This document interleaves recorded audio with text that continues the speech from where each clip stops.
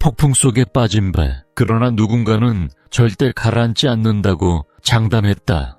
여러분, 한밤중에 지중해를 덮친 초대형 태풍이 배전을 휘저었습니다. 276명이 탄 로마 군용 수송선은 파도에 밀려 한순간 마스트가 부러지고 갑판이 갈라지는데요. 그때 한 죄수가 일어나더니 이 배는 침몰하지 않는다고 외쳤습니다. 오늘은 사도행전 27장 바울의 배난파입니다. 겉보기엔 미쳐버린 말처럼 들릴 수 있죠. 하지만 그 죄수는 로마 시민권자이자 바리새인 출신의 사울, 즉 바울입니다. 그는 단 한 명의 확신을 갖고 있었습니다. 바로 하나님이 함께 하신다는 사실이죠. 지금부터 10분 우리도 그 믿음의 여정에 동승해 보겠습니다. 우선 시간을 되돌려 장면을 확인해 볼까요? 바울은 예루살렘에서 체포돼 로마로 호송 중입니다. 그는 카이사에게 상고한다는 로마 시민의 권리를 행사했고 결국 수도까지 끌려가게 됐죠. 이 항해가 단순한 이동이 아니라 하나님이 예비한 무대라는 점이 핵심입니다. 그런데 뭔가 수상합니다. 처음부터 항해 분위기가 심상치 않았어요. 바울이 탄 배는 아드라미티움이라는 항구를 거쳐 급행 항로를 택합니다. 요즘 말로 하면 고속도로죠. 그런데 2000년 전 지중해는 날씨 변화가 극심해 겨울철 항해를 금지했습니다. 그런데도 선장은 시즌이 끝난 10월 말에 출항합니다.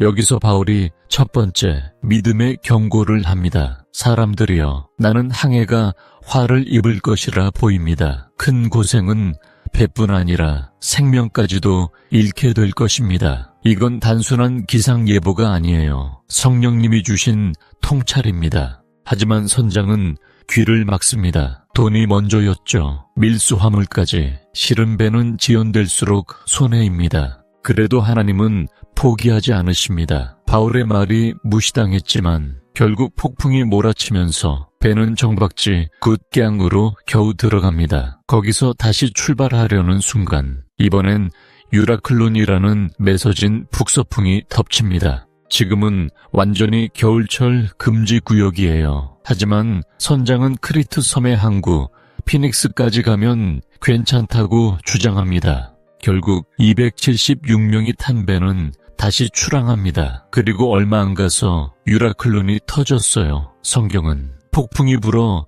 배가 떠밀려 가버려 풍랑에 맞서지 못하고 떠내려갔다고 기록합니다. 요즘으로 치면 3부터 4등급 허리케인 수준입니다. 갑판 위로 파도가 쏟아지고 돛대가 부러지고 짐을 버리기 시작합니다. 영화 타이타닉이 떠오르지 않나요? 이제 승객들은 완전히 패닉입니다. 우리는 죽는다는 공포가 배 전체를 덮죠. 그런데 이상합니다. 바울은 오히려 차분해집니다. 왜냐? 밤마다 천사가 찾아와 너는 로마에서 증거해야 한다. 그러므로 이 배에 함께한 사람들이 하나도 잃지 않는다고 말씀하셨기 때문입니다. 확신이 생기니까 두려움이 떠나가죠.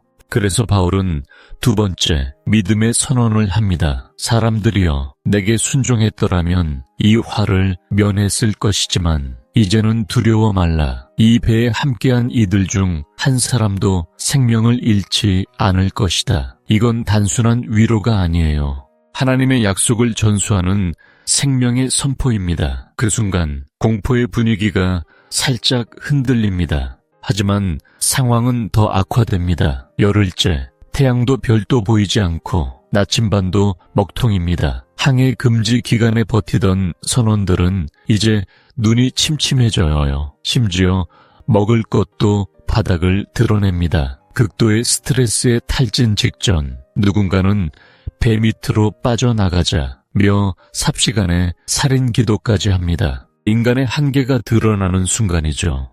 그때 바울은 다시 일어섭니다. 이 사람들이 먹지 아니하면 너희가 살 길이 없다. 그리고 빵을 들고 감사기도를 합니다. 우리가 먹을 것을 받으니 감사하나이다. 276명이 지친 눈빛으로 바라보는데 바울은 이것 먹고 힘을 내십시오. 하나님이 우리 생명을 지키신다고 말합니다. 그 순간 생명의 에너지가 배 안에 흐릅니다. 이 장면은 사실 최후의 만찬을 닮았습니다. 예수님이 십자가 전야의 빵을 떼며 내 몸을 기억하라고 하셨죠. 바울은 그 예수님의 식탁을 2,000명이 넘는 불신자 앞에서 재현합니다. 믿음의 사람은 죽음 앞에서도 감사를 멈추지 않습니다. 그 감사가 불가능을 가능케 하죠. 드디어 14일째 밤, 선원들은 깊은 곳으로 들어가는 소리를 듣습니다. 육지 근처라는 뜻이죠. 그들은 닻을 내리려다가 암초에 걸릴까 두려워 그냥 떠내려갑니다. 그때 바울은 다시 한번 믿음의 행동을 합니다.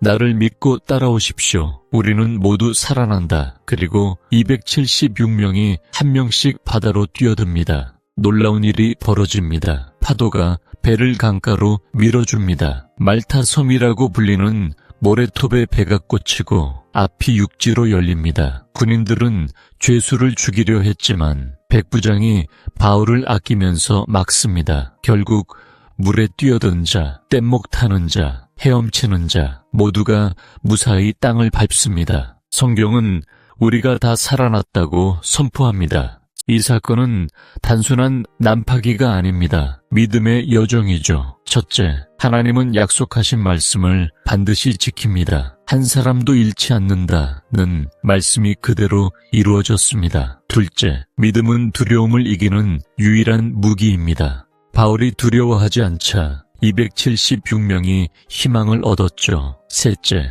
감사는 생명을 살리는 능력입니다. 빵을 떼며 감사할 때 주의 왕 이 믿음으로 바뀌었습니다. 여러분, 지금 당신의 삶도 폭풍우 치는 바다처럼 느껴지나요? 직장이 흔들리고 건강이 무너지고 미래가 안 보인다고요. 그렇다면 바울이 외친 그 말씀을 기억하세요. 두려워 말라. 네가 하나님과 함께 있음이라. 하나님은 배를 침몰시키지 않으십니다. 오히려 그 파도를 통해 당신을 로마라는 꿈의 땅으로 인도하십니다. 그리고 한 가지 더, 바울은 혼자 살아남으려 하지 않았습니다. 이 배에 함께한 모두가 살 것이라고 선포했죠. 믿음의 사람은 공동체 구원을 꿈꿉니다. 당신의 가정, 당신의 회사, 당신의 학교가 모두 구원받기를 소망합니다. 그래서 먼저 빵을 떼고, 먼저 감사하고, 먼저 두려움을 이겨냅니다.